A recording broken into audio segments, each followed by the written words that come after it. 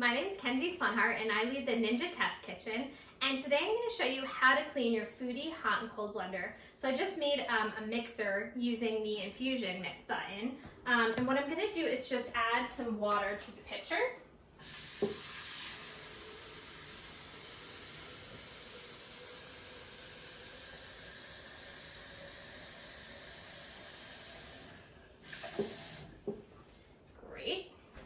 And in addition to the water, I'm just gonna add 2 squirts.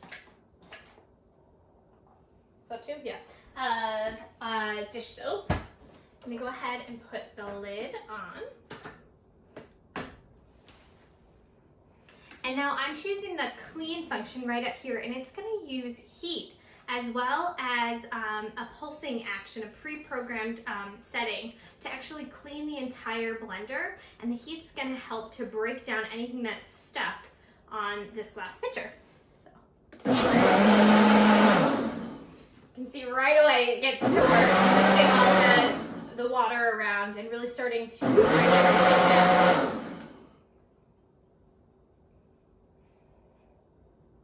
Okay, now that heat action is gonna start to turn on, and that's what's actually gonna be cleaning the blender. So I'm gonna let it sit here and do its thing. It's about a 6-minute program starting now, and I'll be right back to show you the results.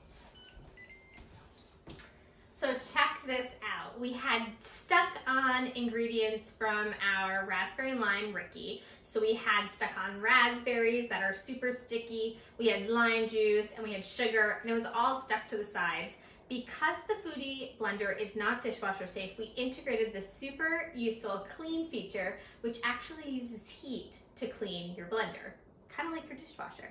Okay, so what I did is I added some water and 2 drops of soap, detergent, and check this out. Look at how the whole sides are all clean. Now this is a little warm again because it uses heat, so be careful.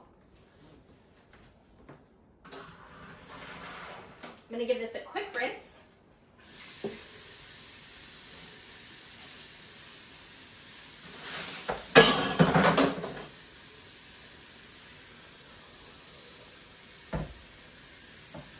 Okay.